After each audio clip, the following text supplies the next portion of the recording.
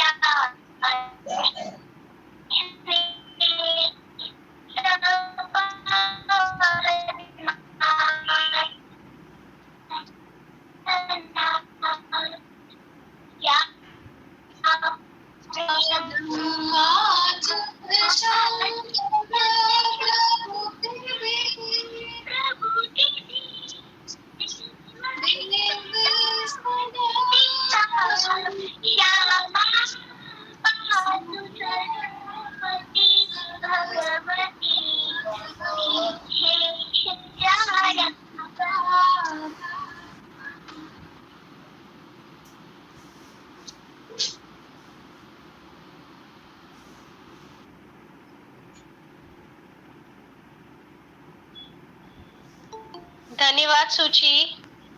सुचि, बहुत अच्छा गाया आपने, और मां सरस्वती वीणा पाणी आपको अच्छा स्वर दे। और आपने अच्छा गाया, और थोड़ा टेक्निकल प्रॉब्लम कुछ हुआ, फिर भी ठीक है बेटा, आगे बढ़ते रहो और इस तरह से प्रार्थना में हम सबको जोड़ते रहो। अब आगे बढ़ते हैं दोस्तों कि अखिल भारतीय साहित्य परिषद का जो परिचय होता है, हम हर बार नए नए हमारे आतिथ्य को स्वीकार करके जो मेहमान पधारते हैं, सारस्वत पधारते हैं, उनके चरणों में हमारा परिचय हम प्रस्तुत करते हैं। तो मैं हमारी कवयत्री वर्षा बहन, जिसका तखल्लुस झरमर है और उनकी वाणी और उनको सुनना ही हमारा सबका सौभाग्य होता है, तो मैं वर्षा दीदी को प्रार्थना करूं कि हमारी संस्था का और साहित्य परिषद का परिचय प्रस्तुत करें। वर्षा जी। नमस्कार। आज के मुख्य वक्ता श्री प्रभात गोस्वामी जी, आपको मेरा सादर प्रणाम। आपको इसीलिए मुझे ये परिचय देना चाहिए क्योंकि हर बार हम इस व्याख्यान श्रेणी में जो भी वक्ता आमंत्रित होते हैं उनको हमारे इस इकाई का जो भी उनके कार्यक्रम होते हैं, प्रवृत्तियां होती है, उनका हम परिचय करवाते हैं। तो सर, आपको हम ये परिचय देते हुए मुझे बहुत आनंद प्रतीत होता है कि अखिल भारतीय साहित्य परिषद कर्णावती महानगर इकाई आयोजित आज भाद्रपद पंचमी के इस उपलक्ष्य में आज के इस व्याख्यान श्रेणी में आप मुख्य वक्ता, मेरे साथी सभी मित्र, जो मेरे अहमदाबाद इकाई के सारे पदाधिकारी भी अभी मौजूद है, जयंत भाई भी आ गए हैं, ख्याति बहन है, अमृत भाई है, जयमल भाई है, रितेश भाई भी है, इन सबके सामने कि मुझे आनंद हो रहा है कि अखिल भारतीय साहित्य परिषद निरंतर ऐसी प्रवृत्तियां करते रहते हैं। तो थोड़ा सा परिचय मैं इस तरह भी देना चाहूंगी सर जी कि अखिल भारतीय साहित्य परिषद मूलतः एक वैचारिक और साहित्यिक संगठन है जो पूरे भारत खंड में, पूरे भारत में इनके अलग अलग एकम से इसके कार्यक्रम किए जाते हैं। इस संगठन में चिंतनशील विचारक, साहित्यकार, साहित्य प्रेमी जैसे सक्रिय लोग जुड़कर कार्य निरंतर करते रहते हैं। इस संगठन की स्थापना 27 अक्टूबर 1966 दिल्ली में हुई थी और प्रथम अधिवेशन भी सुख्यात साहित्यकार जैनेन्द्र कुमार जी की अध्यक्षता में किया गया था। उसके बाद तो अब तक के बहुत से अधिवेशन हो चुके हैं, अलग अलग प्रांत में भी हो चुके हैं। संगठन का मूल उद्देश्य ही यही है कि भारतीय जीवन मूल्यों का हम सब इस तरह प्रचार करें, प्रसार करें, इसका संवर्धन करें। इसके साथ ही साहित्य की भिन्न भिन्न प्रवृत्तियों से इकाई का विस्तार करते रहे। इस इकाई के द्वारा हम कवियों को उनके काव्य पाठ द्वारा, व्याख्यान श्रेणी से हम वक्ताओं को भी जोड़ते हैं। नव्य प्रतिभाएं, जो सर्जक प्रतिभाएं होती हैं, उनको भी हम इस कार्यशाला में, यानी कि अलग अलग प्रांत में जैसे कार्यशालाएं होती रहती है वैसे कार्यशाला, तालीम शिविर, साहित्यकारों की जन्मतिथि हो या पुण्यतिथि हो, उसके उपलक्ष्य में भी हम व्याख्यान, काव्य पाठ के कार्यक्रम निरंतर करते रहते हैं। पुस्तक समीक्षा हो या विचार गोष्ठी हो, ऐसे कुछ छोटे बड़े कार्यक्रम इस इकाई, अहमदाबाद इकाई से होते रहते हैं। और सिर्फ अहमदाबाद इकाई नहीं, पूरे भारत में जहाँ जहाँ भी इनकी स्थापना है वहां से ऐसे कार्यक्रम निरंतर होते रहते हैं। अखिल भारतीय साहित्य परिषद जो भारत खंड से प्रकट है, इस संस्था में से साहित्य परिक्रमा नाम से एक त्रैमासिक भी चलाया जाता है, जिसमें बहुत से गद्य और पद्य, अलग अलग प्रकार के लेख, आर्टिकल्स, अलग अलग प्रांतों में हुई प्रवृत्तियों और उनके फोटोग्राफ के सहित वह सब उनका उल्लेख किया जाता है। हमारे अहमदाबाद इकाई में भी पदाधिकारी, सदस्य, श्रोता कभी कभी अलग प्रांतों में जाकर भी ऐसे कार्यक्रम में जुड़ते हैं। तो मुझे बहुत आनंद है कि पुस्तक समीक्षा से लेके पुस्तक प्रकाशन या त्रैमासिक, ऐसे विभिन्न प्रवृत्तियों के साथ यह जो अखिल भारतीय साहित्य परिषद संगठन है बहुत अच्छे तरीके से काम करता है और मुझे इससे जुड़ने का बेहद आनंद है।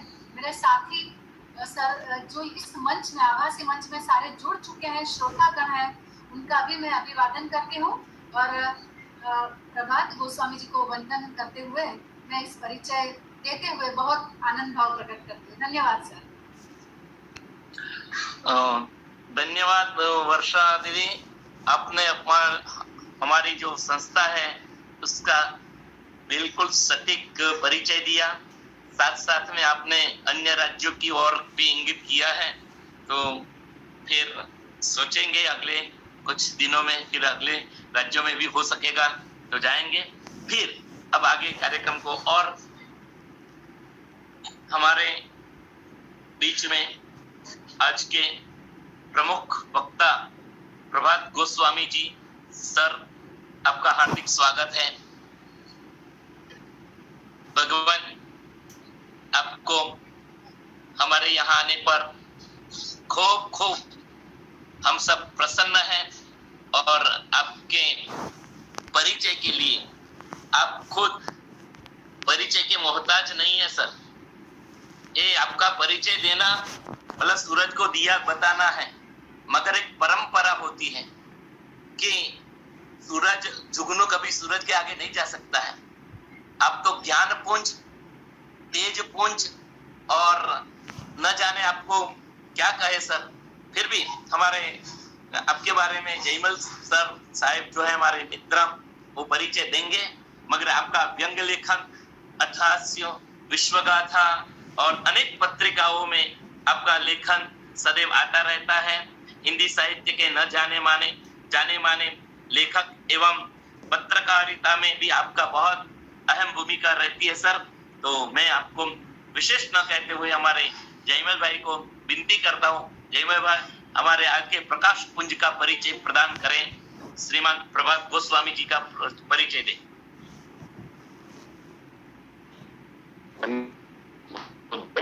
आज के कार्यक्रम के सभी प्रबुद्ध साथीजन और हमारे प्रमुख वक्ता श्री प्रभात गोस्वामी को मेरा प्रणाम। आज जो कार्यक्रम हमारे बीच में हो रहा है उसके प्रमुख वक्ता प्रभात गोस्वामी, उनका जन्म राजस्थान के बीकानेर शहर में 5 मार्च 1959 में हुआ है। आप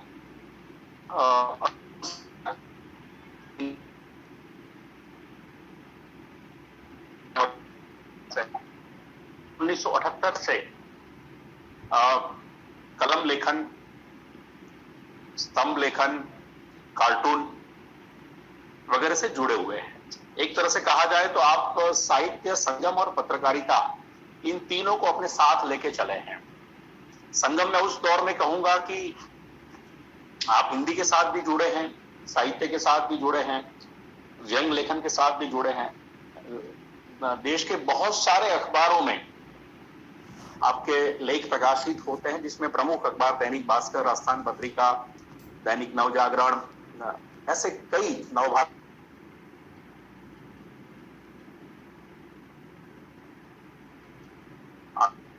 दर्पण, ऐसे कई प्रमुख अखबार हैं जिसके अंदर 800 से ज्यादा व्यंग्य आपके प्रकाशित हो चुके हैं। आपके जो प्रमुख व्यंग्य संग्रह है वो बहुमत की बकरी, चुगली की गुगली और ऐसा भी क्या, सेल्फी आना प्रकाशित हुए हैं। 5 साझा व्यंग्य संग्रहों में व्यंग्य रचनाएं आपकी प्रकाशित हुई हैं। उसके अलावा जो आपका और योगदान है, जैसे अभी तो हम टीवी और नेट के युग में चल रहे हैं, लेकिन फिर भी आकाशवाणी से खेलों का हाथ, जिसको हम कमेंट्री कहते हैं, टेस्ट मैच हो, चाहे एक दिवसीय अंतरराष्ट्रीय टूर्नामेंट हो, T20 हो, रणजी ट्रॉफी हो, दुलीप ट्रॉफी हो, दुरानी ट्रॉफी हो, ऐसी देश की जो प्रमुख खेल प्रतियोगिताएं हैं उसका आपने आकाशवाणी से आंखों देखा हाल प्रस्तुत किया है। उसके अलावा आपने इसके लिए अंतरराष्ट्रीय स्तर की यात्राएं भी की हैं, जिसमें Sri Lanka, America, France, Germany, Holland, Britain, Switzerland, Belgium सहित अनेक देशों में आपने प्रवास भी किया है। आपका वर्तमान निवास राजस्थान का प्रमुख शहर जयपुर है और वहां से रह के आप देश भर के सभी पत्र पत्रिकाओं के साथ जुड़े हुए हैं। आज हम सबका और कर्णावती महानगर एकम अखिल भारतीय साहित्य परिषद का ये सौभाग्य है कि ऐसे महान वक्ता हमारे साथ जुड़े हैं।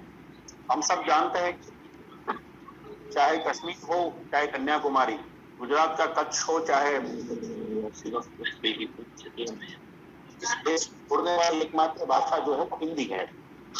तो आज हम हिंदी के उपलक्ष्य में हम सब मिले हैं और हिंदी ही देश को एक, उसके मामले में एक ही लाइन कहना चाहूंगा कि बीबीसी को जब भारत से या दूसरे लैंग्वेज में, दूसरी भाषाओं में जब अपनी सेवाएं शुरू करने की सोची,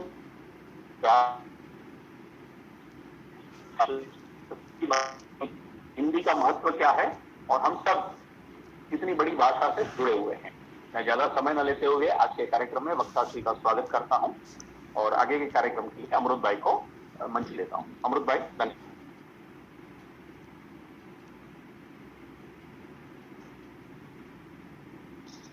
હેલો, કદાચ ટેકનિકલ ખામીના કારણે અમૃતભાઈ લેફ્ટ થઈ ગયા છે। प्रभात सर, आपका स्वागत है। आइए, हम आपके वक्तव्य का लाभ लेना चाहते हैं। आपका स्वागत है सर। नमस्कार आप सभी को। सम्मानित मंच, मुझे इस बात की खुशी है कि बहुत कम समय में आपने एक बार पुनः मुझे इस मंच पे आमंत्रित किया, मुझे याद किया। इसके लिए मैं अखिल भारतीय साहित्य परिषद अहमदाबाद या गुजरात इकाई का हृदय से आभार व्यक्त करता हूँ।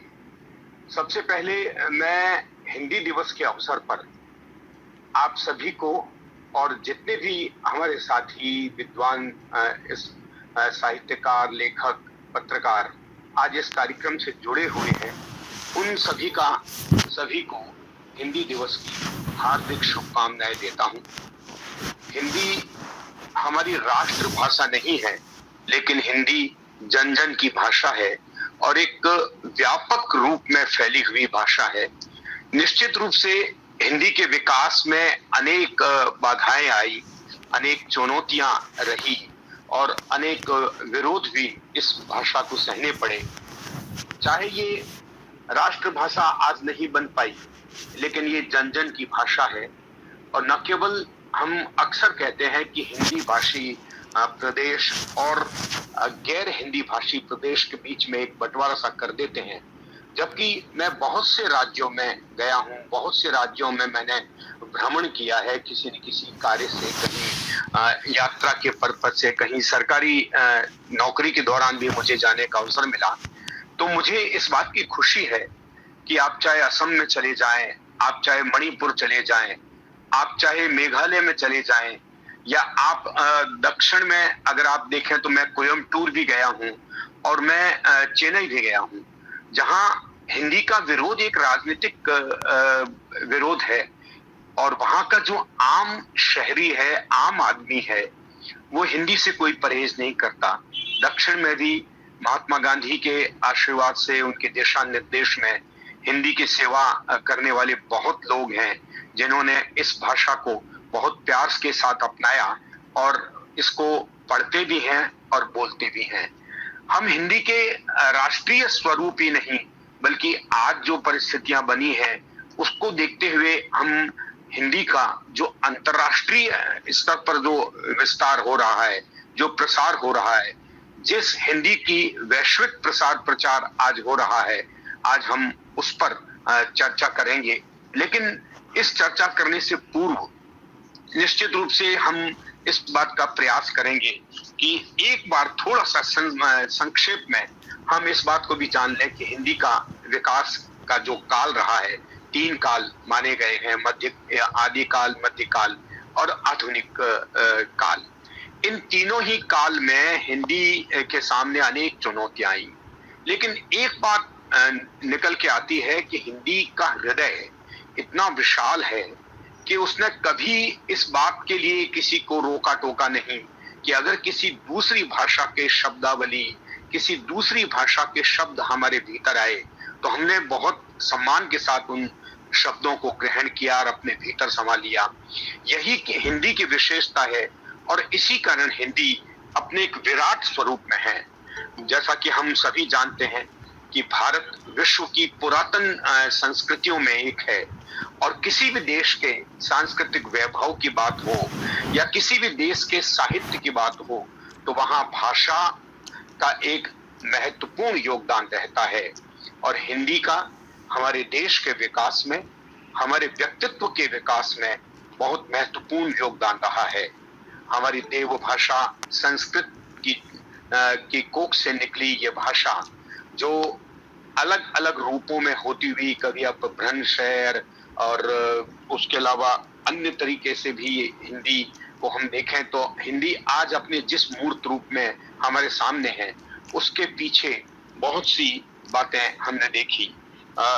हिंदी क्योंकि देव भाषा संस्कृत की पुत्री कही जाती है, लाडली बेटी आप कह सकते हैं उसे, और संस्कृत की जो देव भाषा है उसकी देवनागरी लिपि जो है वो देवों की लिपि। तो एक तरह से देखा जाए कि इसके पीछे एक पवित्र भाव है, इसके पीछे एक पवित्र भावना है, एक श्रद्धा है, एक आस्था है, और यही वजह है कि आज हम एक विशाल देश में रहते हैं जहां विविध प्रकार की संस्कृतियां हर 10 कोस में कहते हैं कि यहाँ पर संस्कृति बदल जाती है, बोली बदल जाती है, भाषा बदल जाती है, लेकिन उसके बावजूद अगर ये देश एक है तो वो देश एक इसलिए है कि हम सब में एक आत्मिक जुड़ाव है, और उस जुड़ाव को सबसे जोड़े रखने में हिंदी का एक बहुत ही महत्वपूर्ण योगदान रहा है। आज हिंदी न केवल भारत बल्कि भारत के सीमाओं को लांघकर हमारे पड़ोसी देशों में भी हिंदी बोली और पढ़ी जाती है, पढ़ाई जाती है, और यहाँ से 7 समंदर दूर हम अगर बात करें तो ठेठ अमेरिका तक जहां मैं गया था, मुझे याद है कि अमेरिका में भी बहुत से लोगों से मिलने का अवसर मिला, और वहां भी हिंदी को बड़े चाव से लोग देखते हैं। और निश्चित रूप से हर देश की अपनी एक भाषा होती है, अपनी एक संस्कृति होती है, लेकिन उसके बावजूद हिंदी के प्रति अनेक देशों में बहुत गहरा प्रेम भी है। तो हिंदी का जो आदिकाल है वो 1000 से 1500 ईस्वी के बीच में हुआ, और यह जो काल था इसमें हिंदी अपभ्रंश के ज्यादा निकट थी।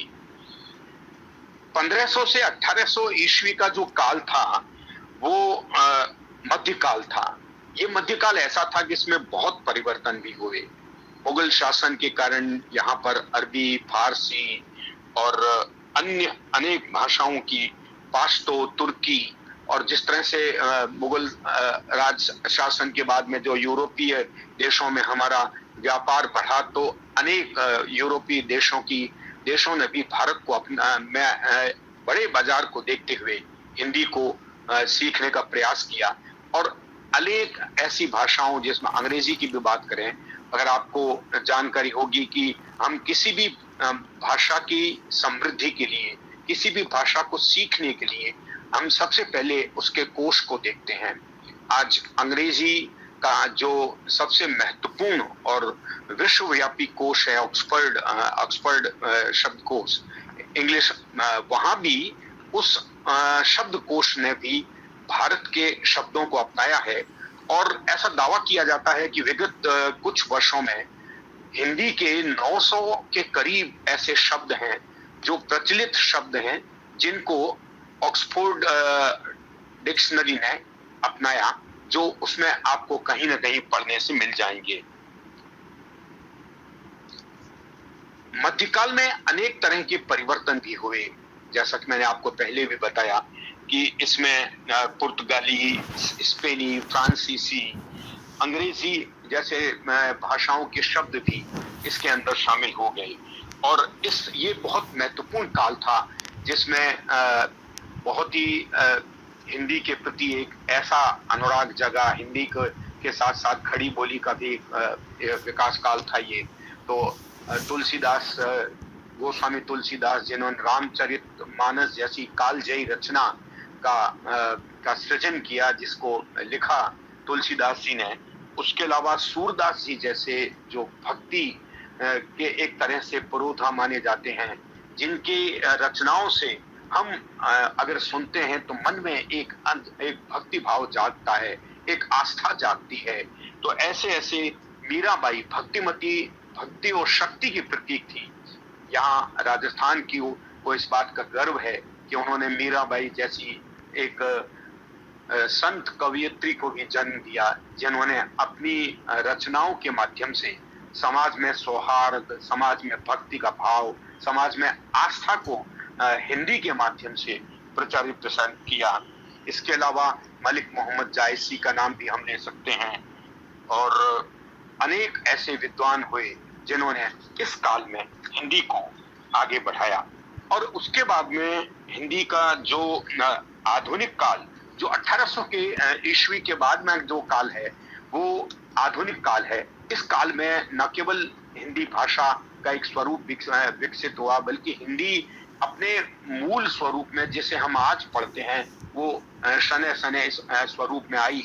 और इस दौर में हिंदी के भाषाविदों ने, हिंदी के शिक्षकों ने और खास तौर से हमारे साहित्यकारों ने इतना अमूल्य योगदान दिया कि हिंदी घर घर की भाषा बन गई, हिंदी जन जन की भाषा बन गई, और हिंदी व्यापक रूप में इस देश में बोली जाने लगी। और यहाँ के जो निकलने वाले हमारे प्रवासी भाई थे, सबसे बड़ा योगदान उन लोगों का रहा कि जो अलग अलग प्रदेशों से अलग अलग देशों में गए, उन प्रवासी भाइयों ने भी वहां विदेश में जाके वहां की संस्कृति को अपनाया, वहां की भाषा को अंगीकार किया, लेकिन अपनी मातृभाषा हिंदी को वो नहीं भूल पाए। और उन्होंने ज्यादा कदा जब भी वो मिलते हैं आपस में, कोई सम्मेलन करते हैं, कोई समारोह करते हैं, किसी और अन्य तरह के आयोजन करते हैं, तो उनमें वो निश्चित रूप से हिंदी का प्रयोग भी करते हैं।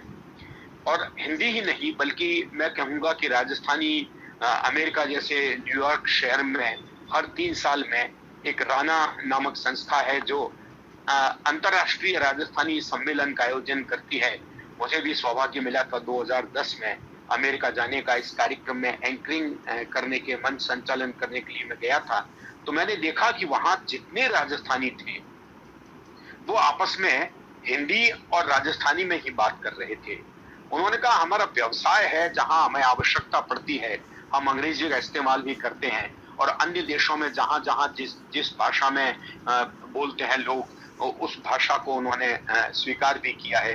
बल्कि यहाँ भी जहां दक्षिण भारत में आप देखेंगे तो हमारे अनेक राजस्थानी हैं। असम की तरफ में गया, वहां बहुत अनेक लाखों की संख्या में राजस्थानी हैं जो न केवल राजस्थानी और हिंदी बोलते हैं, बल्कि उन्होंने असमी या तमिल, तेलुगु, मलयालम, कन्नड़ इन भाषाओं को अपनाया। तो हिंदी का हृदय इतना विशाल है कि उसने कभी इस बात का विरोध नहीं किया कि इस देश में अगर अन्य भाषाएं हैं तो हिंदी की वो सखियां हैं, हिंदी की वो शाखाएं हैं। एक तरह से उनको कह सकते हैं कि हिंदी एक विशाल वटवृक्ष की तरह है जो सबको छाया देती है और किसी को भी धूप से बचाती है। तो ऐसी हिंदी जिसने इस देश में कभी भी इस बात की लड़ाई नहीं की कि भाई आप गुजराती हैं या आप मराठी हैं या आप तमिल तेलुगु हैं तो आप वो भाषा मत बोलिए, आप हिंदी को ही बोलिए।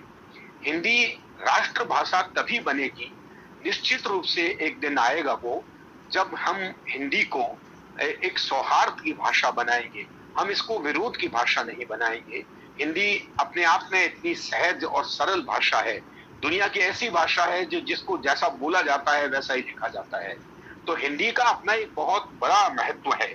और खास तौर से आधुनिक काल में मुंशी प्रेमचंद हुए और सुभद्रा कुमारी चौहान हुई, जयशंकर प्रसाद हुए, पंत हुए, निराला हुए, तो ऐसे ऐसे विद्वान जिन्होंने इस दौर में हिंदी को समृद्ध किया, हिंदी को आगे बढ़ाया और हिंदी को जन जन की भाषा बनाया।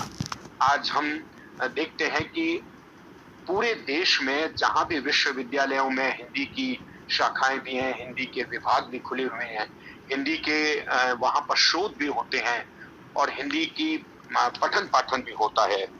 राष्ट्र कवि मैथिली शरण गुप्त ने एक बार कहा था कि हिंदी उन सभी गुणों से अलंकृत है जिनके बल पर वह विश्व की साहित्यिक भाषाओं की अगली श्रेणी में सभासीन हो सकती है। और आदरणीय मैथिली शरण गुप्त जी का यह वक्तव्य आज अपने आप में साबित कर रहा है कि हिंदी न केवल भारत की भाषा है, बल्कि हिंदी एक वैश्विक स्तर पर आगे बढ़ती जा रही है।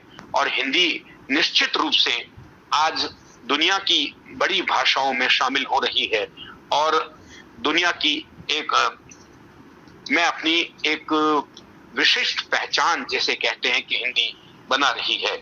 और ये कहा भी जाता है, अगर आपने देखा होगा कि आज अंग्रेजी तो एक वैश्विक भाषा है, निश्चित रूप से वो एक ऐसी भाषा है जिसने पूरी दुनिया को जोड़ा है।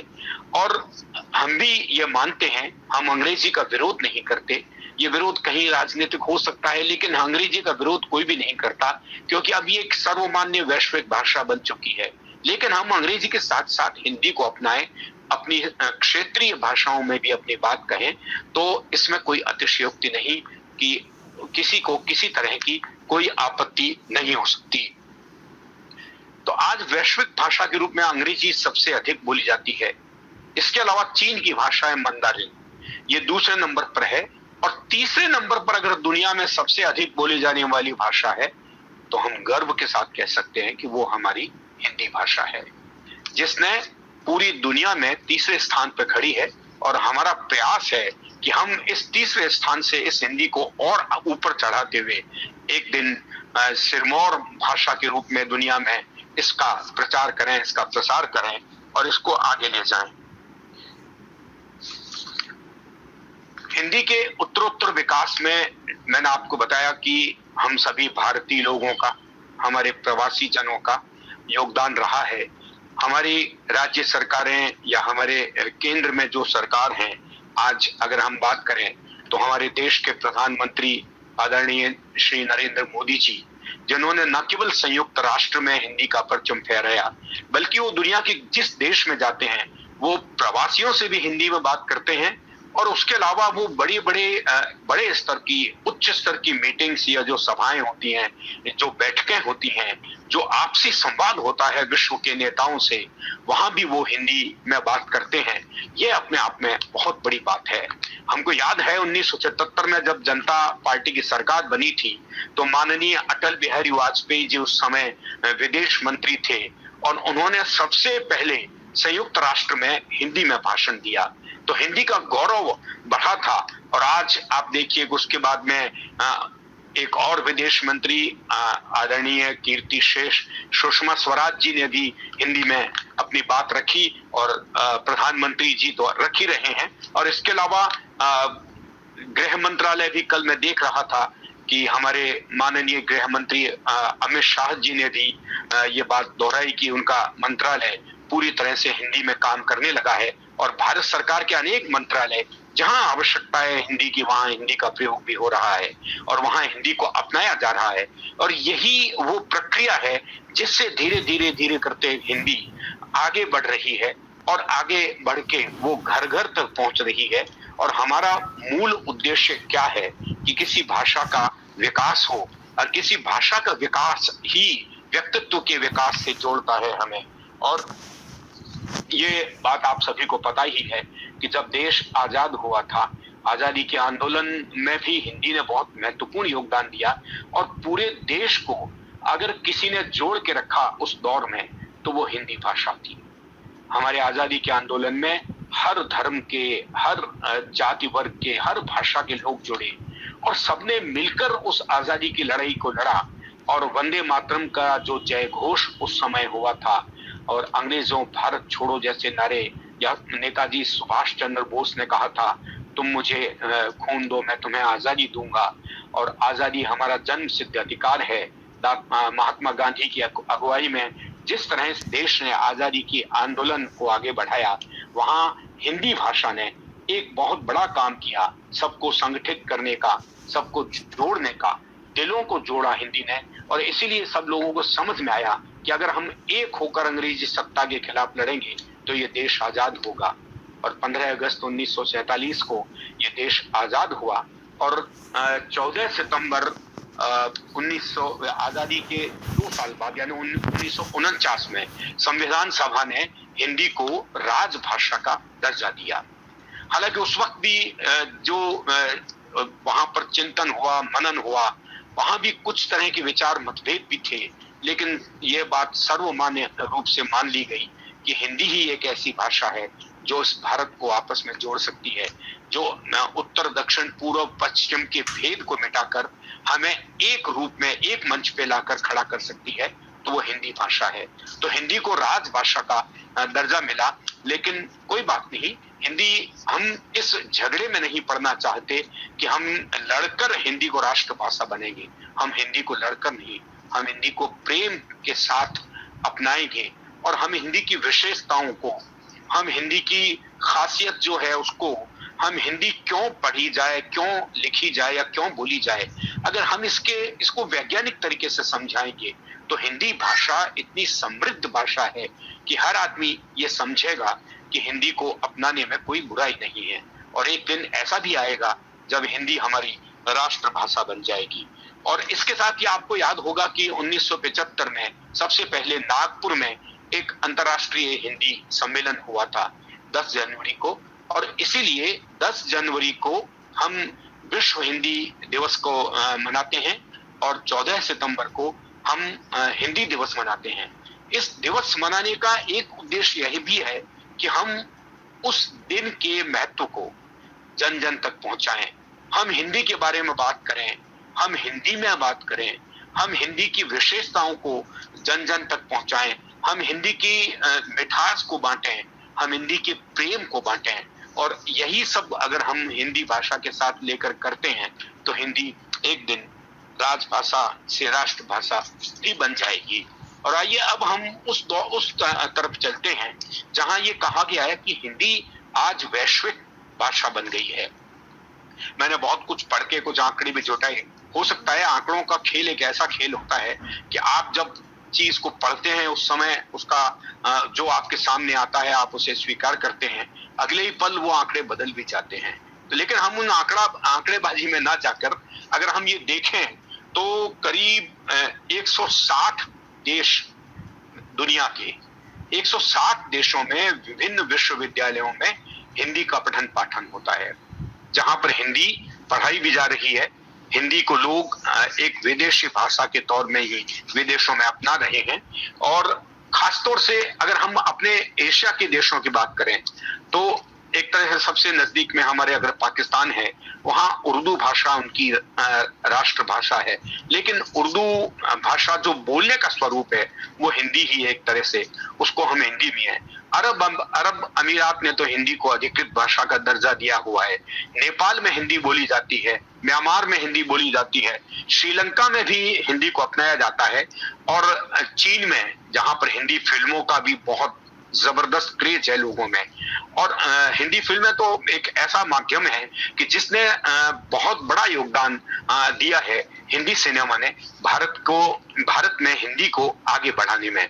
आज हिंदी फिल्में हमारे न केवल एशियाई देशों में बल्कि अमेरिका तक और कनाडा तक ऐसे देशों में भी हिंदी फिल्में देखी जा रही हैं, जिसके नीचे चाहे वो कैप्शन दे देते होंगे लेकिन उसका मूल भावना, जो भाषा की महत्वपूर्ण जो गहराई है, उसको समझने में बहुत आसानी हो जाती है। तो मैं आपको बता रहा था कि भारत के अलावा मैं कुछ 25 देशों के नाम एक बार पढ़ के बताता हूँ। Bharat, Nepal, Singapore, Mauritius, Fiji और दक्षिण Africa, Pakistan, Uganda, Britain, New Zealand, Germany, Trinidad Tobago और अमेरिका, सूरीनाम, बांग्लादेश, संयुक्त अरब अमीरात, इंडोनेशिया, मलेशिया, यमन, सऊदी अरब, Kuwait, Qatar, Bahrain, Australia, Guyana और कनाडा जैसे देशों में हिंदी पढ़ाई भी जा रही है विश्वविद्यालयों में। और लोग चाहे मुट्ठी भर लोग भी होंगे वहां पर, हमारे अपने लोग हैं जो हिंदी में बात करते हैं, हमारे अपने लोग हैं जिनके बच्चे भी एक हिंदी पढ़ते हैं वहां पर, हालांकि वो स्थानीय भाषा उसको भी पढ़ते हैं। तो इस तरह से हिंदी जो कि एक महत्वपूर्ण भाषा पूरी दुनिया की बनती जा रही है। और ऐसे बहुत से विद्वान भी जो हैं विदेशी विद्वान, जिन्होंने हिंदी भाषा को आगे बढ़ाने में बहुत महत्वपूर्ण योगदान दिया है। रूस एक ऐसी जगह है जहां पर सबसे ज्यादा हमारे किताबों का अनुवाद हुआ है रूसी भाषा में। और एक दौर में तो कहा जाता है कि मेरा जूता है जापानी, ये वो जो गाना था एक फिल्म का, वो गाना इतना पॉपुलर था कि राज कपूर ज्यादा पॉपुलर थे हमारे प्रधानमंत्री के मुकाबले रसिया में, ऐसा कहा जाता है। कल मैं एक कार्यक्रम देख रहा था, अजय जम्मा तुम जिम, उसमें फिल्म समीक्षक थे, वो बोल रहे थे। तो इस तरह से विद्वान वहां के वाराणिको है जिन्होंने रामचरितमानस का हिंदी में अनुवाद किया। मैं आपका शायद मुझे लग रहा है कोई टाइम ज्यादा ले रहा हूं, बस 2 मिनट में अपनी बात खत्म करता हूं। तो हिंदी के जो विद्वान है उसमें आप देखिए कि डॉक्टर जॉर्ज अब्राहम गियरसन आयरलैंड के विद्वान थे और इन्होंने बहुत बेल्जियम के फादर कामिल बुल्के जिनकी एक शब्दकोश है, अंग्रेजी से हिंदी में पत्रकार हैं ख्याति जी आप, तो पत्रकारिता जगत में उस शब्दकोश को एक आदर्श शब्दकोश माना जाता है अंग्रेजी से हिंदी में अनुवाद के लिए। इसके अलावा चांग चिंग खुई चीन, अकियो हागा जापान, इमेरो बंगा हंगरी और रोनाल्ड स्टुअर्ट मैकग्रार न्यूजीलैंड ऐसे ऐसे विद्वान हैं जिन्होंने इस हिंदी भाषा के प्रति, हिंदी में शोध के प्रति विदेशी भूमि पर, विदेशी धरती पर अलग जगही है। और ये लोग भारत भी आए और उन्होंने भारत आकर भी हिंदी को अपनाया और हिंदी में आगे शोध भी किया ताकि अपने देशों में जाकर इस हिंदी भाषा का व्यापक प्रचार प्रसार कर सकें। तो जिस तरह से आज दुनिया के अगर 25 से ज्यादा देश हिंदी बोल रहे हैं तो वो दिन भी दूर नहीं है जब ये संख्या निरंतर बढ़ेगी और हिंदी एक दिन राष्ट्र की ही नहीं अंतर्राष्ट्रीय स्तर पर अपना एक वजूद बनाने में कामयाब होगी, एक विशिष्ट पहचान बनाने में कामयाब होगी।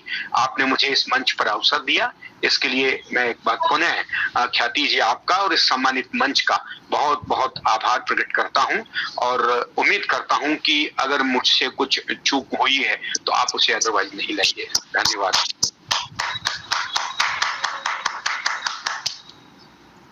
नमस्कार सर, सबसे पहले आपने संस्कृत भाषा की लाडली बेटी हिंदी का विस्तार बताया, तो उस उपलक्ष्य में प्रभातः प्रभातोयम तद ज्ञान ज्ञानोत्सवे सह चिरायु कुशली भूयात यावत चंद्र दिवाकरो। जब तक सूरज चांद रहेंगे सर, आपकी कलम निरंतर लोगों के बीच में बहती रहेगी। आपने सर बहुत तहे दिल से आज हमारी राष्ट्रभाषा का बहुत दिलो जान से गर्व किया।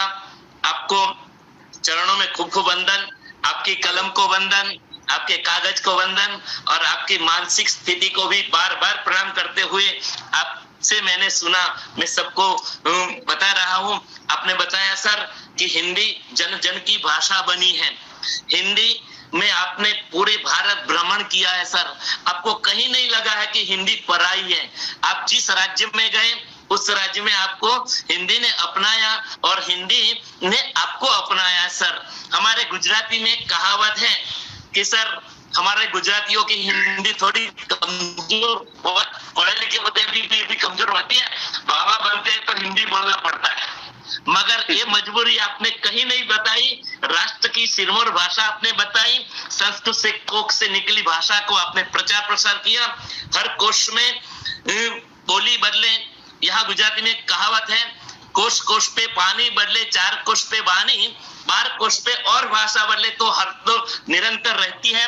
आपने हिंदुस्तान से अमेरिका तक फैली भाषा का बात बताया सर। आपने निरंतर हमें तुलसी की लोक बोली, सूरदास की भक्ति और मीरा की भक्तिमती की आपने बहुत सटीक रूप से बात बताई सर। जायसी से लेकर वर्तमान कवियों तक हिंदी जन जन की भाषा बने और भाषा का सहयोग निरंतर बढ़ता रहे, आपने ऐसा बताया सर। अमेरिका में भी आप गए हैं और आपने लोक बोली में बात करते हुए लोगों को सुना। राजस्थान कम्युनिटी हिंदी भी आपने वो उद्घोषक का भी काम किया सर। हिंदी भाषा सौहार्द की भाषा बने और बनती रहती है। मुंशी सुभद्रा कुमारी और पंत जी, निराला जी ने सारे अनगिनत कवियों ने जायसी से लेकर रसखान तक की जो जनभाषा बनी है सर, वो आपने बताया। विशिष्ट पहचान हिंदी को मिली और हिंदी भारत में चौथे नंबर मतलब पूरे राष्ट्र में बोली जाने वाली भाषाओं में भी प्रबुद्ध बनती जा रही है। भारत के प्रधानमंत्री और भूतपूर्व प्रधानमंत्री और वर्तमान प्रधानमंत्रियों की आपने बात की, इन दोनों ने महानुभावों ने हिंदी का बहुत सारा प्रचार प्रसार किया सर। और राष्ट्र को जोड़ने के लिए हिंदी, हमारी राष्ट्र नेताओं भी जोर जोर से हिंदी का प्रचार प्रसार, संत महंत और अनगित वक्ता हिंदी में यदि बात करेंगे तो दूर मतलब दिन दूर नहीं है जो राष्ट्रभाषा से विश्व भाषा तक बनेगी। और भारत भूमि का आपने मान सम्मान बढ़ाया और राष्ट्र को जोड़ने के लिए हमारे राष्ट्र चेतनाओं ने, राष्ट्र नेताओं ने, हमारे शहीदों ने हिंदी भाषा में बहुत सारा गाया। इसीलिए हमें राष्ट्र में अंग्रेजों से मतलब आजादी मिली। और मक्खनलाल चतुर्वेदी ने तो कहा है सर कि ये मात्र मुझे तोड़ देना वनमाली, उस पथ पर तुम देना फेंक, मातृभूमि को शीश चढ़ाने जिस पर जाए वीर आने। 160 देशों में विभिन्न विद्यालयों में हमारी हिंदी बोली जाती है। और आपने ऐसा बताया सर तो हमारी छाती गजगज फूलती है कि हम यहाँ होते भी विदेशों में हमारी नाम होता है, हमारी हिंदी भारत की डिंडी बनती जा रही है। आपने 25 देशों का इतना सटीक नाम बताया सर, मैं तो नहीं बोल सकता हूँ, फिर भी आपने 25 देशों में हिंदी की जो बात कही है और हिंदी चलती है तो उसके बारे में भी आपने बहुत अच्छा बताया। रशिया का आपने बहुत जिक्र किया, मेरा जूता है जापानी, ये पतलून हिंदुस्तानी, सिर पे लाल टोपी, फिर भी दिल है हिंदुस्तानी। और विदेशों के कई ऊर्जावान प्रबुद्ध विद्वानों ने हिंदी के बारे में अलग जगाया है और आगे भी जगता रहेगा। और आप जैसे सारस्वत हिंदुस्तान में है तब तक और हिंदी आगे तरक्की करेगी और हिंदी बढ़ेगी। इस शुभकामनाओं के साथ फिर से मैं हमारे मित्र जयमल भाई को कहता हूँ, ख्याति बहन कुछ बोलना है क्या? ना તમે कंटिन्यू करो। हाँ, जयमल भाई को विनती करता हूँ कि आज की डॉक्टर अंजना संधीर कवयित्री का परिचय दें और कवयित्री से आप भी इस मंच पर पधारें। जयमल भाई आपको बुला रहे हैं, आइए पधारिए, स्वागतम। नमस्कार सभी को। फिर से परिचय श्रृंखला में मैं सभी शिक्षकों का हार्दिक अभिवादन करता हूं। अब कार्यक्रम की अगली कड़ी में हम जिस श्रृंखला की ओर आगे बढ़ रहे हैं वो हमारा काव्य पाठ है। और आज की हमारी कवि हैं डॉक्टर अंजना संधीर, जिनका जन्म 9 सितंबर 1960 में रुड़की में हुआ था, उत्तराखंड के, तत्कालीन उत्तर प्रदेश, वर्तमान में उत्तराखंड। उनका परिचय अगर मैं उस तरह से देना चाहूं तो आप समझ पाओगे कि 24 से ज्यादा विभिन्न पुरस्कार, 40 पुस्तकें और जिनके ऊपर लोगों ने रिसर्च किया है, ऐसे 25 से ज्यादा शोध निबंध। वैसे उनकी शुरुआती शिक्षा मनोविज्ञान में रही है और मनोविज्ञान में भी उनका जो संशोधन कार्य था वो भारत का उस जमाने का बहुत अनूठा कार्य था कि भारतीय महिलाओं की जातीय समस्याओं में विभिन्न फैक्टर्स जो परिवल काम करते हैं उसके ऊपर। और मुझे लगता है शायद वो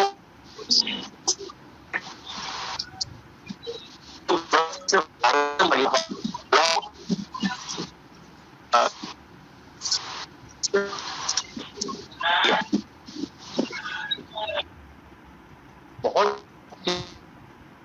है।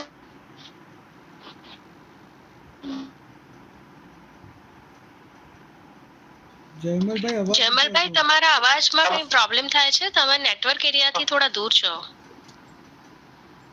જયમલભાઈ વરસાદ છે। હા, હવે આવે છે? હાજી, હવે ખ્યાતિબેન અવાજ આવે છે? હવે હા, ડન। હાજી, हेलो, हाँ, ओके। तो बहुत कम ऐसे सर्जक हैं जिन्होंने दोनों भाषा में आदान प्रदान किया हो, हिंदी से गुजराती में, गुजराती से हिंदी में। इसीलिए उन्हें विभिन्न 24 से ज्यादा पुरस्कार, 40 से ज्यादा पुस्तकें और आपके हिंदी कविता के ऊपर कम से कम 20 से ज्यादा लोगों ने शोध कार्य किया है। आपकी जो प्रमुख कृतियां हैं जिसमें बारिशों का मौसम, धूप छाव और आंगन, मौजे शहर, तुम मेरे पापा जैसे नहीं हो, अमेरिका हड्डियों में जम जाता है, ऐसी विभिन्न सृजन कृतियां आपकी हैं। विशेषतः आपका जो कार्य क्षेत्र है वो कविता रहा है, मनोविज्ञान भी रहा है, अनुवाद भी रहा है। लेकिन मैं मानता हूं कि मूलतः व्यक्ति कवि होता है तो बाकी सब विषय उसके साथ जुड़ जाता है। तो हम आज आपको कवि के रूप में स्वागत करते हैं। तो मैं आज की कवियत्री डॉक्टर अंजना संधीर का इस कार्यक्रम में स्वागत करता हूं और आपसे हम अब आने वाले काव्य पाठ सुनेंगे। प्लीज मैडम, स्वागत है। सभी को मेरा बहुत बहुत नमस्कार। ख्याति जी ने बुलाया, प्रभात जी को मैं सुन रही थी थोड़ा लेट इसलिए हो गया क्योंकि मेरी क्लास थी, इसको मालूम है, ख्याति जी को पता था कि वो 6 से 8 क्लास चलती है, घर आते ही 9 बज जाते हैं, तो उसमें हम जुड़ नहीं पाते। पर मैंने आपका सुना, आपने बहुत अच्छा बताया, और आज तो विश्व में पूरे ये हमें गर्व से महसूस ही ये करना चाहिए कि पूरी दुनिया में हमारी भाषा चलती है और यही चलने वाली है। और मैं तो विदेशी बच्चों को पिछले 20 समझिए कि 2 दशक से ज्यादा हो गया विदेशी बच्चों को पढ़ाते हुए, और उनके साथ में एक्सपेरिमेंट करते हैं तो अलग अलग तरह के होते हैं। देशी बच्चों को अंग्रेजी पढ़ाती हूँ तो ये मेरी जिंदगी के अलग अलग पहलू हैं। साइकोलॉजी से निकले, जर्नलिज्म में गए और अमेरिका 15 साल रहे, कोलंबिया में पढ़ाया और वापस अपनी कंट्री में आए। तो वहाँ और यहाँ में साहित्य सिर्फ साहित्य होता है, और उन सब के बीच में जो मेरा काम रहा वो है मेरी कविता। आप लोग यहाँ कविता सुनने के लिए आए हैं तो मैं कविता ही सुनाऊंगी, और कुछ कहने की जरूरत नहीं है, क्योंकि हम लोग सब हिंदी भाषी हैं और हिंदी में ही बोलते हैं और हिंदी में ही बोलना है, यही हमारी पहचान है। बहुत लोग मुझे कहते हैं कि अंजना जी आप साइन क्यों हिंदी में करती है। मैं हाँ, मेरी पहचान ही हिंदी है तो मैं साइन भी हिंदी में करती हूँ, तो मेरे अकाउंट्स में सब हिंदी में साइन करती हूँ। तो मैं उन सबसे बोलती हूँ आप कुछ मत करिए, सिर्फ सिग्नेचर करना शुरू कीजिए, देखिए कितना कुछ हो जाएगा। तो हमारे कुछ ही लोगों की मानसिकता है अंग्रेजी के लिए, और मैं अंग्रेजी भी पढ़ाती हूँ, विदेशी बच्चों को हिंदी पढ़ाती हूँ, इंडियन बच्चों को अंग्रेजी पढ़ाती हूँ गुजरात विद्यापीठ में। तो विदेशियों को भी यही बोलती हूँ, और हिंदी हमारे अंग्रेजी भाषा हम पढ़ाते हैं वहाँ भी भाषाओं का विरोध ना करके भाषाओं के साथ चलना है। 3 भाषाओं का फॉर्मूला रखना चाहिए, मातृभाषा घर में बोलनी चाहिए, सब जगह हिंदी बोलनी चाहिए, और अंग्रेजी इसलिए सीखनी है कि पूरी दुनिया के साथ चलना है और उनको बताना है कि हम क्या हैं, हम कौन हैं। जब तक हम नहीं बताएंगे हमारे बारे में उल्टा सीधा ही लिखा जाएगा। तो खैर ये मेरा आज का विषय नहीं है। आज जो विषय प्रभात जी ने बहुत अच्छी तरह से कहा और ख्याति जी ने मेरे से पहले भी कहा होगा, मैं आपको कुछ कविताएं सुनाती हूँ जो हिंदी में मैंने लिखी है। बेसिकली मैं हिंदी की कविता में गजलें लिखती हूँ, तो आज मैंने सोचा कि कुछ हिंदी से जुड़ी पहले 1-2 कविताएं सुनाऊं और फिर मैं कुछ गजलें सुनाऊंगी। जागो अभी भी समय है, पहली कविता का शीर्षक है जागो अभी भी समय है। हिंदी मदरबोर्ड है, हिंदी मदरबोर्ड है, बचाओ इसे, बचेगी हिंदी तो अन्य भाषाएं भी अपने अपने स्थान पर विकास करेंगी। हिंदी मदरबोर्ड है, बचाओ इसे, बचेगी हिंदी तो अन्य भाषाएं भी अपने अपने स्थान पर विकास करेंगी और जिंदा रहेंगी। अपनी मातृभाषा को बचाने के चक्कर में हिंदी को भूल अंग्रेजी को अपना गलत फैसला मत करो, गलत फैसला मत करो। मैकाले ने दिया 100 वर्ष का समय। देखिए मैकाले ने ये कहा था कि मैं भारत को बदल डालूंगा, सिर्फ 100 साल दीजिए, क्योंकि जब आपकी भाषा बदल जाती है तो आपका कल्चर भी बदल जाता है। वो लोग गोरे बहुत परेशान थे कि ये देश कैसा स्ट्रांग है कि हम इतना कुछ कर रहे हैं फिर भी ये लोग बदलते नहीं है। मैकाले ने उनसे कहा था क्लाइव से कि भाई आप मुझे सिर्फ 100 साल दीजिए, और देखिए 70 साल में क्या हालत हो गई है, अभी भी 30 साल बाकी है। ये मेरे अपने विचार है। तो मैंने उसको कविता में लिखा है कि अपनी भाषा को बचाने के चक्कर में हिंदी को भूल अंग्रेजी को अपना गलत फैसला मत करो। मैकाले ने दिया 100 वर्ष का जो समय है उसमें भी अभी 30 वर्ष बाकी है, 30 वर्ष बाकी हैं। संस्कृति को बचाने के लिए भी हिंदी को बचाना होगा, क्योंकि मदरबोर्ड है हिंदी, जीवन डोरी है, संपर्क सूत्र है, पहचान है हमारी, पूर्व से पश्चिम उत्तर से दक्षिण जोड़ती है हमारी आंतरिक संस्कृति को। देखिए आप दक्षिण भारत में रहे या उत्तर भारत में रहे, सेंट्रल में रहे, लेकिन हमारी जो इंटरनल कल्चर है वो सब जगह सेम ही है। हम वैसे ही नमस्ते करते हैं, वैसे ही जीते हैं, वैसे ही खाते हैं। तो वो संस्कृति जो हमारी आंतरिक है वो हिंदी की वजह से भी जिंदा रहती है। पहचान है हमारी, पूर्व से पश्चिम उत्तर से दक्षिण जोड़ती है हमारी आंतरिक संस्कृति को। हाँ, बोलो घर में माँ की बोली मातृभाषा, हाँ बोलो घर में माँ की बोली मातृभाषा, बोलो सार्वजनिक रूप से राष्ट्रभाषा, और हम क्या हैं ये बताने के लिए सीखो अंग्रेजी भी। हम क्या हैं ये बताने के लिए सीखो अंग्रेजी भी। जिस तरह अंग्रेज हमें जानने के लिए सीखते हैं हिंदी, पढ़ने को सीधे हमारी संस्कृति अनुवाद के रूप में नहीं। मैंने 15 साल के जीवन में अमेरिका में जो पढ़ाया इतनी यूनिवर्सिटियों में, और मैंने अनुभव किया कि जो गोरे हैं वो हमारे पर विश्वास नहीं करते हैं, वो डायरेक्ट पढ़ना चाहते हैं, वो नहीं चाहते हैं कि हम आपके ट्रांसलेशन किए हुए चीजों को पढ़े, इसीलिए वो हिंदी सीखते हैं। जिस तरह अंग्रेज डिटेल्स हमें जानने के लिए सीखते हैं हिंदी, पढ़ने को सीधे हमारी संस्कृति अनुवाद के रूप में नहीं, और आते हैं हमारे देश में भी हमारा सब कुछ सीधा जानने के लिए कि हम उनके बारे में क्या राय रखते हैं, विदेशी विश्वविद्यालयों में भी तो वे मानपूर्वक अपने ढंग की पढ़ाई लगे हैं हमारी भाषा हिंदी, और तुम अपने ही देश में कतराते हो बोलने से हिंदी। तुम अपने ही देश में कतराते हो बोलने से हिंदी, क्या कर रहे हो तुम? जागो, अभी भी समय है।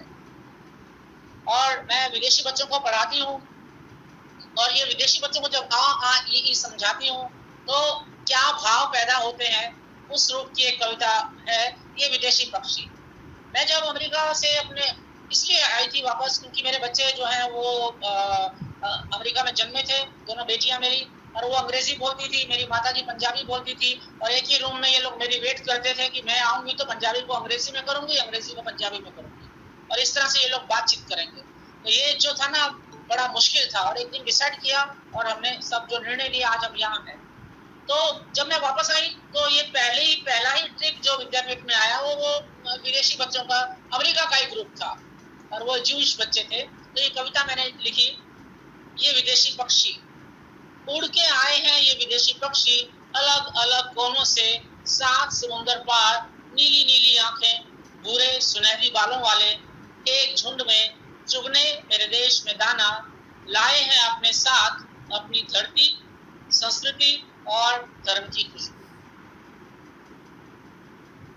ये उड़ के आए हैं, ये विदेशी पक्षी उड़ के आए हैं, ये विदेशी पक्षी अलग अलग कोनों से, 7 समंदर पार, नीली नीली आंखें, भरे पूरे सुनहरी बालों वाले, एक झुंड में चुगने मेरे देश में दाना, लाए हैं अपने साथ अपनी धरती, संस्कृति और धर्म की खुशबू। अंग्रेजी और हिब्रू, उनकी भाषा हिब्रू, अंग्रेजी और हिब्रू के बीच सीख रहे हैं मेरी माटी की भाषा हिंदी। तो मैं उनको हिंदी पढ़ा रही थी, उनकी मातृभाषा हिब्रू है और हमारा माध्यम टीचिंग का था अंग्रेजी। अंग्रेजी और हिब्रू के बीच सीख रहे हैं मेरी माटी की भाषा हिंदी। धन्य मानती हूँ खुद को विदेशी धरातल की मिट्टी में अपनी भाषा के बीज डालते हुए। विदेशी भूमि जो है उसमें मैं अपनी भाषा के बीज डाल रही हूँ। धन्य मानती हूँ खुद को विदेशी धरातल की मिट्टी में अपनी भाषा के बीज डालते हुए। और आता है आंखों में कितना पानी जब आ से आप विदेशी लहजे में बोलते हैं ये बच्चे। वो आप जानते हैं उनका बोलने का ढंग थोड़ा सा अलग होता है, इंग्लिश उसमें जुड़ी रहती है। जब आ से आप विदेशी लहजे में बोलते हैं ये बच्चे, फूल जाती है छाती मान से, अंकुरों को फूटते हुए थे, अंकुरों को फूटते हुए देख, ये अंकुर कल पेड़ बनेंगे। यानी मैं उनको तो हिंदी सिखा रही हूँ, आज वो अंकुर है, कल वो पेड़ बनेंगे। फूल जाती है छाती मान से, अंकुरों को फूटते हुए देख, ये अंकुर कल पेड़ बनेंगे। डालियां आएंगी इन पर, पत्तियां हवाएं देंगी, मेरी भाषा की बोली बोलेंगी। फैल जाऊंगी मैं इनके माध्यम से दुनिया के आंगन में। बहुत खूब मैम। हाँ, मतलब एक टीचर जो है जो अनुभव करता है वो ही तो करेगा। मैंने अलग अलग तरह के एक्सपेरिमेंट किए। ये विदेशी बच्चे आए जब ये लॉकडाउन हुआ, तो ये लॉकडाउन हुआ उस समय मेरी क्लास में पोलैंड की लड़कियां थी और सब कुछ बंद हो गया। और उस समय आप जानते हैं हम लोग किस स्थिति में से गुजरे हैं। तो मैंने एक छोटी सी कविता लिखी थी, दर फिर से खुलेंगे। छोटी सी कविता है, मेरे ये विदेशी बच्चों को मैंने भेजी और मैंने उनसे कहा कि मैं ये कविता आपको भेज रही हूँ, जो पढ़ के जा चुके हैं आप इसको हिंदी में पढ़िए और उसके बाद उसको अपनी भाषा में अनुवाद करिए और वीडियो बनाकर मुझे भेजिएगा। तो मैं ये तस्वीर दिखाना चाहती हूँ आपको। इसमें से ये 4 देखिए, ये मैं हूँ, इसमें से ये 3 बच्चे हैं। ये शुन है, ये जापान का है, और ये पोलैंड की लड़की जो उस समय मेरी क्लास में थी, और ये जर्मन बच्चा है जो 12वीं क्लास में था, तभी ये यहाँ पर एक्सचेंज प्रोग्राम में आया था। तो मैंने इन तीनों को भेजी, और भी बच्चों को भेजी थी, पर इन्होंने 3 लोगों ने इस कविता को दर फिर खुलेंगे, ये दर फिर से खुलेंगे, हम फिर से मिलेंगे, ये आशा की जो कविता मैंने लिखी थी, उन्होंने इस कविता को हिंदी में पढ़ा फिर अपनी भाषा में अनुवाद करके पढ़ा, वीडियो बना के मुझे भेजा और मैंने फिर इसको पूरा कंपाइल किया और वीडियो हमारे दूसरे पूरे बहुत सारी जगह यूट्यूब वगैरह में गया। तो लोगों को आश्चर्य हुआ कि ये बच्चे हिंदी में बोल रहे, क्योंकि हम भारत को जोड़ना चाहते हैं हमारी भाषा से। इस तरह से मैंने जोड़ा और ये बच्चे जो है इस तरह से उसमें जुड़े। वो छोटी सी कविता आपको सुनाती हूँ। दर फिर से खुलेंगे, हम फिर से मिलेंगे, खुल जाएगी बंदिश, हम पंछी से उड़ेंगे, फिर घर से निकलेंगे। किसी को मालूम नहीं था कि हम निकल पाएंगे या नहीं, कि हम हमेशा लॉक रहने रहेंगे। फिर घर से निकलेंगे, दिल के दिए जलेंगे, हारेगा ये कोरोना, हारेगा ये कोरोना, मिलकर दुआ करेंगे, दर फिर से खुलेंगे, हम फिर से मिलेंगे। तो ये छोटी सी और ये वीडियो इतना ज्यादा चला कि लोगों को लगा कि अरे ये बच्चे विदेशी है और इनकी अपनी अपनी भाषाओं में भी बोल रहे हैं। तो हमारी भाषा बहुत अच्छी, मधुर और मीठी भाषा है। हम जैसा बोलते हैं, सर ने अभी कहा कि हम जैसा बोलते हैं वैसे ही लिखते हैं। मैं तो दूसरी भाषाएं पढ़ाती हूँ, इसलिए मुझे मालूम है कि क्या क्या चेंजेस हो, लेकिन इंग्लिश में वो सब नहीं होता है। उनकी लिमिटेड लैंग्वेज है। अभी हमारी क्लास में बच्चे पढ़ रहे हैं इंग्लिश के, 5 देशों के बच्चे अभी भी मेरी क्लास में हैं। वो बोलते हैं कि एक ही डी है, इंग्लिश में तो एक ही डी है, लेकिन हिंदी में दाल डाल ढाल, इतने सारे डाल है। तो दोस्त के लिए अलग है, दाल के लिए अलग है। हाँ, और इंग्लिश में आप बोलो दीप बोलो, डीप बोलो, दीपा बोलो, रा बोलो, रा बोलो। तो हमारी जो भाषा है परफेक्ट। सवाल ये है कि हम उसे कैसे अपनाते हैं। हमने अपने लिए काम नहीं किया, मेरा ऐसा मानना है। और जिस दिन हम अपने लिए काम करना शुरू करेंगे, हमारी मानसिकता बदलेगी, उसी दिन ये सब बदलाव आ जाएगा। तो मुझे कितना टाइम है मुझे बता देना ख्याति जी। जी मैम, 5 मिनट है आपके पास। अच्छा, तो मैं आपको 1-2 गजलें सुनाती हूँ, क्योंकि ये तो मैंने हिंदी से जुड़ी। और उसमें मैंने एक और आपको अमेरिका के बारे में मैंने बहुत लिखा। और अभी मैंने अमेरिका की अभी सर ने कहा कि विदेशों में जो हमारा साहित्य है, अमेरिका का साहित्य मुझसे शुरू होता है। 95 में मैं गई थी और 97 में मैंने पहला संग्रह निकाला, दूसरा निकाला। इस तरह से अमेरिका के 250 लोगों को जोड़ा। और अभी लेटेस्ट में मेरी एक किताब आई है जो अमेरिका के पुरुष कवियों की कविताएं हैं, जिसमें और हम भी हैं। ये अभी इसका लोकार्पण हुआ है, हम भी हैं। तो इसमें अमेरिका के 46 कवि हैं जो अमेरिका में रहकर भी हिंदी में काम करते हैं। तो हमें उनको भी स्वीकार करना पड़ेगा, क्योंकि वो हिंदी में कविताएं लिखते हैं। अब कश्मकश जीवन की इतनी है, आइडेंटिफिकेशन का सवाल है, लेकिन अपनी भाषा को जिंदा रखे हुए हैं। तो हिंदी का जो साहित्य है वो बृहद साहित्य है। मैंने 7 वॉल्यूम्स किए। इस वक्त मैं बताने नहीं चाह रही हूँ, हम किसी और मंच पर मिलेंगे तब बताएंगे। तो 7 वॉल्यूम मैंने तैयार किए हैं, अमेरिका के 250 लोगों को जोड़ा और इस तरह से आज वो मेन स्ट्रीम में आए हैं। मेरे से पहले सब लोग लिखते थे, जो लोग कोई किसी को जानता नहीं था, लेकिन हमने उसको जोड़ने का काम किया। तो ये हमारी भाषा का काम है जिसने हमें जोड़ा। अब मैं आपको एक कविता और सुनाती हूँ, वो होने का परिचय। ये बताना इसलिए जरूरी है कि आप हैं, उसका परिचय दीजिए। भारत की तरह ब्रिटिश साम्राज्य से संघर्षों के बाद आजाद हुए अमेरिका ने बनाया अपने आप को अपने तरीके से। 4 राज्यों से जगह लेकर बनाया विशेष रूप से राजधानी वाशिंगटन डीसी को। अमेरिका भी गुलाम था, लेकिन उसने गुलाम होने के बाद क्या किया? जब वो आजाद हुआ तो उसने क्या किया और हमने क्या किया? उसने तो भाषा ही बदल दी। आपको मालूम है, अंग्रेज आज सब लोग बोलते हैं कि ये हिंदी हमें खा रही है, हिंदी बोलती है, अंग्रेजी हमें खा रही है, लेकिन अब जिनकी भाषा अंग्रेजी है उसको भी अमेरिकन अंग्रेजी खा रही है। तो ये बता रहे हैं कि मैं बताना ये चाह रही हूँ कि इन्होंने भी आजाद होकर क्या क्या किया। उन्होंने तो भाषा ही बदल डाली। अब कैसे बदली? भारत की तरह ब्रिटिश एम्पायर से संघर्षों के बाद आजाद हुए अमेरिका ने बनाया अपने आप को अपने तरीके से। 4 राज्यों से जगह लेकर बनाया विशेष रूप से राजधानी वाशिंगटन डीसी को। चलाया अपना सिक्का, ऐसा करके मेहनत की आज दुनिया में अपनी छाप लगा दी है। आजादी किसे कहते हैं सिखाया सबको। बदल डाली अपनी अंग्रेजी भाषा भी, ये कहकर कि नहीं चाहिए तुम्हारी भाषा भी हमें। और पूरी यूरोपियन अंग्रेजी, आज यूरोपियन अंग्रेजी बदल चुकी है। पूरी यूरोपियन अंग्रेजी लहजे में, उसके रंग में बदली जा रही है। जेड, आप देखिए आपके घर में जी टीवी आता है, आप उसको जेड नहीं बोलते हैं, जी हो गया है। ये अमेरिकन इंग्लिश है। उन्होंने आपकी अंग्रेजी ही बदल डाली। तो यूरोपियन अंग्रेजी अमेरिकी लहजे में उसके रंग में बदली जा रही है। जेड जी हो गया है। लोग कहते हैं मुझे A to Z, पहले बोलते थे मुझे A to Z सब आता है, अब बोलते हैं मुझे A to Z सब आता है।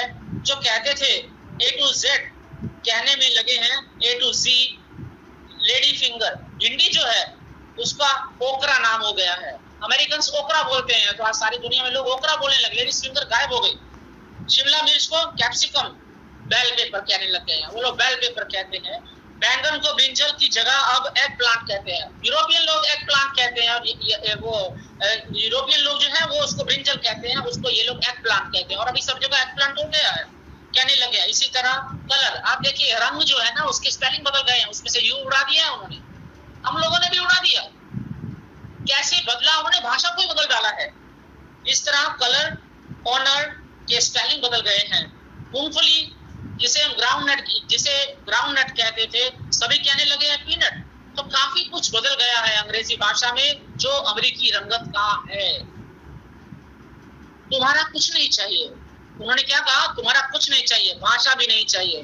बदल डाला अमेरिका ने अपने रंग को, और चढ़ाया ऐसा रंग जो अब दुनिया में रंग रहा है हम सबको।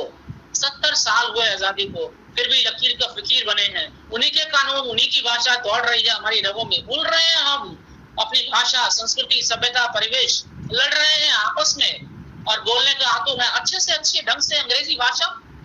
ये हमारी मानसिकता हो गई है। भूल रहे हैं हम अच्छे से अच्छी अंग्रेजी बोलने, अंग्रेजी भाषा अच्छे से अच्छे ढंग से, ताकि रुआब डाल सके औरों पर। एक राष्ट्रभाषा नहीं बना सके, संविधान में संशोधन नहीं कर सके, कश्मीर को नहीं बदल सके, उसके विशेष दर्जे को भी, कानूनी धाराओं को भी। कहाँ आजाद है हम? अभी ये जो आजाद 370 की धारा गई, उससे पहले ये लिखी गई थी कविता। कानूनी धाराओं को भी, कहाँ आजाद है हम अभी भी गोरों के बनाए हुए रास्तों पर चल रहे हैं। हमको अब जगना जरूरी है। अब तो जगना जरूरी है, आजाद हवा में सांस लेना जरूरी है। तोड़ो इस गुलामी की जंजीरों को, जो पश्चिम अपने जो परिचय अपने होने का, आप लोगों को बताओ, दो परिचय अपने होने का कि हम कौन हैं। ये कविता बहुत तकलीफ होती है बहुत सारी चीजों की, इसलिए ये सब लिखा जाता है। और मैं आखिरी एक गजल सुनाती हूँ और फिर मैं अपना वक्तव्य पूर्ण करूंगी। मेरे कंधों की नाव पे सवार हो गए, मेरे कंधों की नाव पे सवार हो गए, दोस्त और दुश्मन दोनों ही पार हो गए। आज का जो समय है उसमें क्या हो रहा है? मेरे कंधों की नाव पे सवार हो गए, दोस्त और दुश्मन दोनों ही पार हो गए। हम खड़े रह गए सीढ़ियों की तरह, उनके खंजर जो थे आर पार हो गए। वाह मैम। उनके खंजर जो थे आर पार हो गए। देखे सपने बहुत थे उड़ानों के पर, चली ऐसी हवा तार तार हो गए। अब के बारिश हुई रह गए सब दिले, रोशनी के मकान धुआंधार हो गए, रोशनी के मकान धुआंधार हो गए। और देखिए, खेली तुमने भी शतरंज की चालें बहुत, खेली तुमने भी शतरंज की चालें बहुत, उसकी रहमतों से हम मगर पार हो गए। दिल की मजबूरी थी, दिल की मजबूरी ने था पुकारा तुझे। कोई भी किसी को बुलाता नहीं है जब तक आदमी मजबूर नहीं हो जाता है। दिल की मजबूरी ने था पुकारा तुझे, हम मोहब्बतों की बारी के खार हो गए। खानदानी आन बान हम बचाते रहे। आज भी हम जो आवाज नहीं उठा रहे हैं, हमें लगता है कि अरे हमारी भारतीय परंपरा, हमारी ही भारतीय परंपरा है, ठेका हमने भी ले रखा है क्या?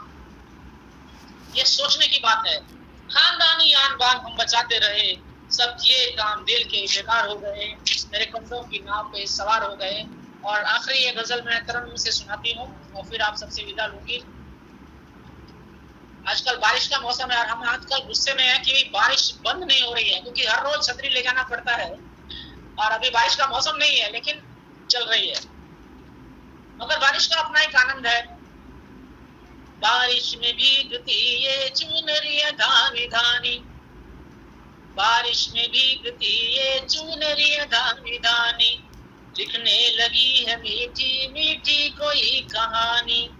देखा नहीं है तुमको अरसे से मेरे दिल ने, देखा नहीं है तुमको अरसे से मेरे दिल ने, भूलने लगी है दिल में एल्बम कोई पुरानी। बारिश में भीगती ये चुनरिया धानी धानी।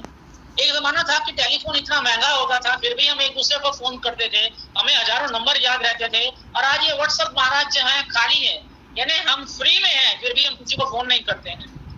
तो व्हाट्सएप मगर ये तरीका निकल आया। आज सोचिए कि अगर ये टेक्नोलॉजी हमारे पास नहीं होती तो हम ये भी नहीं कर पाते, तो कोरोना का क्या हाल होता। हम तो घरों में बंद हो गए, लेकिन अब बंद हो गई जो नया प्लेटफॉर्म हमें दिया ऊपर वाले ने। तो व्हाट्सएप को मैंने राजधानी कहा है कि मिलना है तो ये एक रास्ता है।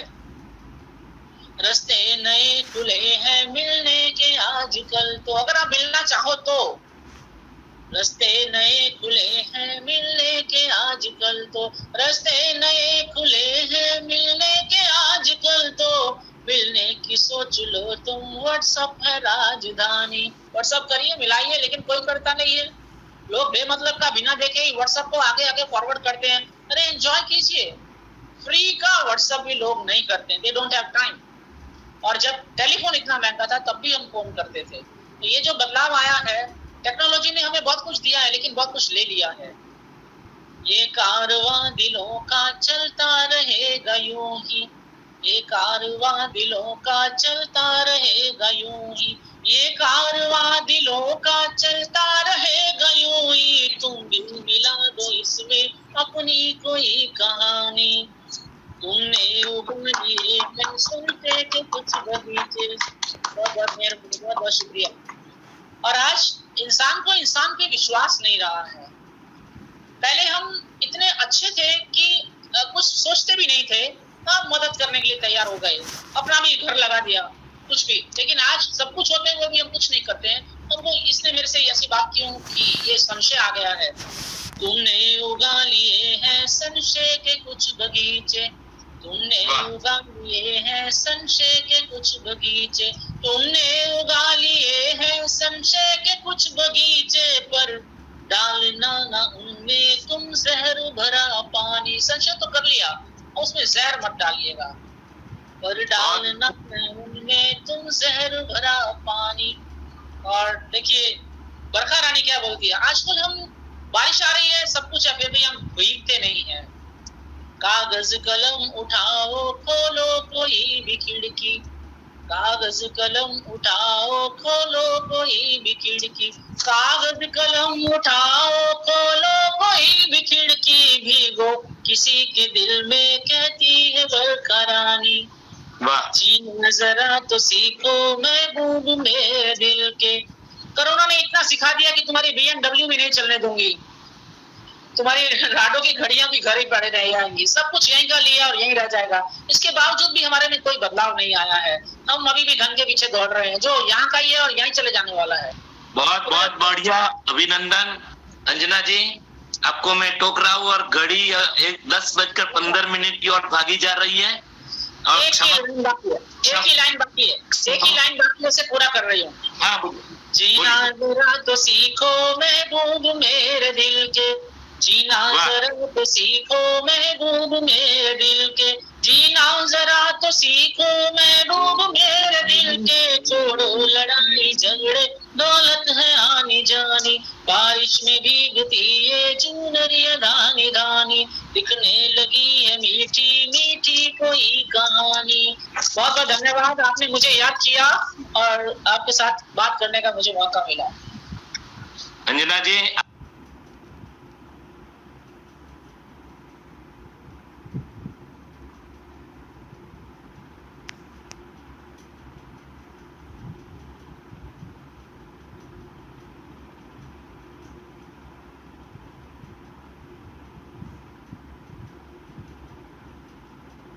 घर में बोलिए राष्ट्रभाषा, राष्ट्र में बोलिए अंतरभाषा, अंग्रेजी में बोलिए। आपने बहुत अच्छी बात बताई। विदेशी लड़कों से आपने बात की, आपने जो कविता बताई थी कोरोना वाली, उनको उनकी भाषाओं में प्रस्तुत हुई, और उसके बाद जो वीडियो बना वो पूरे देश ने स्वीकारा है। हम भी चाहेंगे कि हमको भी ये वीडियो देखने मिलेगा और ख्याति जी के माध्यम से मिलेगा। फिर आपने बहुत बृहद साहित्य की बात कही, आपने यूरोपियन अंग्रेजी लहजों की भी बात कही और पूरा रंग बदल डाला, और कलर और ऑनर का स्पेलिंग भी उन लोगों ने बदल डाला है, और कहीं ना कहीं भाषा कितना जोर लगा के आपने बताई। और मेरे कंधों की नाव पर सवार हो गए। बहुत अच्छी गजल आपने फिर एक बार बारिश की। आपका खूब खूब आभार। और अगले कार्यक्रम के लिए मैं वर्षा जी को आभार विधि के लिए कहूंगा। वर्षा जी।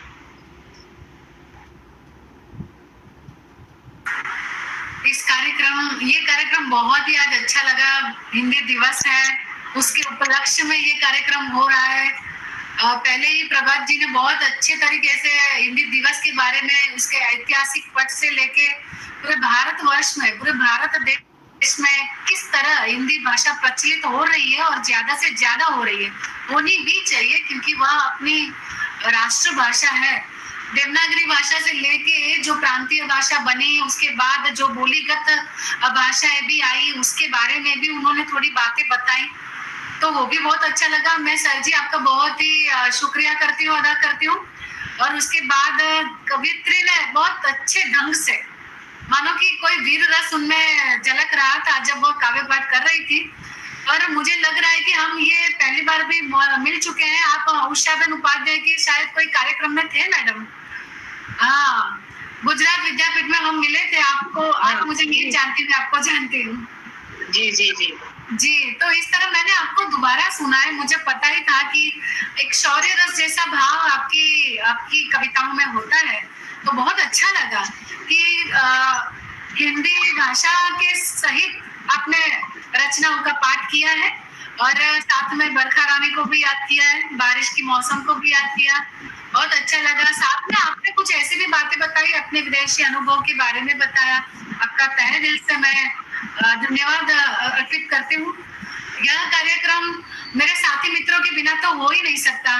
ख्याति बहन हो, चाहे जयमल भाई हो, चाहे अमृत भाई हो, और सबसे बढ़िया तरीके से जो पूरे कार्यक्रम को हैंडल कर रहे हैं वह रितेश भाई, जो हमारे सामने अभी ABSP कर्णावती के नाम से जाने जाते हैं।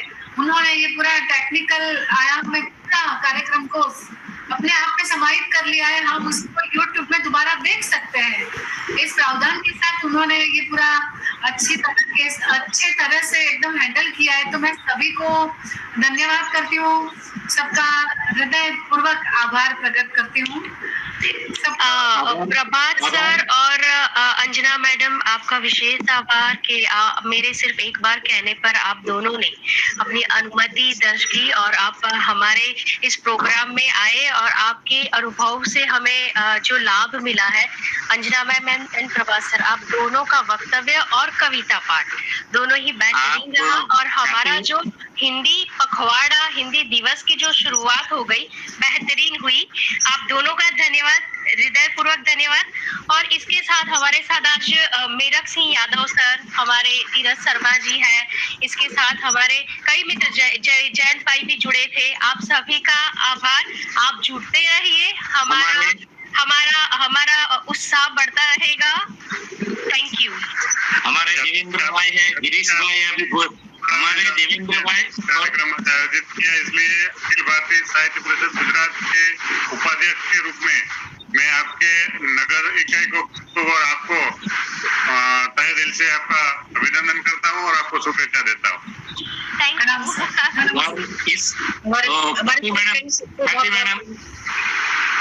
इस कार्यक्रम में गोधरा से हमारे दो मित्र ज्वाइंट हुए हैं, देवेंद्र भाई और गिरीश भाई, और एक फालून से हमारे हितेश भाई, इंग्लिश के बहुत बड़े प्राध्यापक है, विद्वान प्राध्यापक, वो भी जोड़े थे। और सबका मैं आभार प्रकट करता हूँ। और देवेंद्र भाई आपका भाई धन्यवाद, गिरीश भाई का धन्यवाद, हितेश भाई का धन्यवाद, और पूरी टीम को कहे दिल से धन्यवाद। और हिंदी ही की तार की वीणा सी झनकार, नहीं किसी से देर है, नहीं किसी से हार, हिंदी सलीलाधार है, मानस मन की सार, है अपार संभावना, वक्र युक्ति आधार, वक्र युक्ति आधार। और इसके साथ में अपनी छोटी लाडली बेटी सची को फिर कहता हूँ शांति मंत्र के लिए। बेटा सची, फिर शांति मंत्र दोहराओ।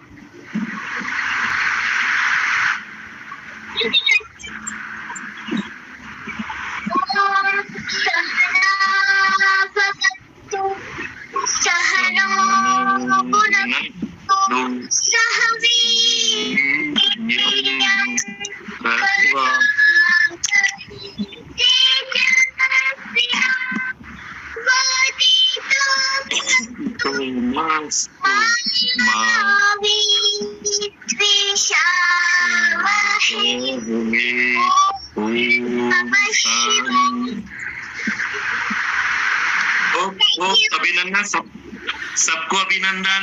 हमारे आंगन में पधारे राजस्थान से और खासकर आपको बहुत विशेष प्रणाम। हमारी कवयित्री अंजना जी को भी प्रणाम और हमारे इस कार्यक्रम को अच्छे सुचारू रूप से बनाने वाले जितने भी मेहमान पधारे सबका खूब खूब आभार। यदि कोई भूल चूक हुई हो तो क्षम्यताम।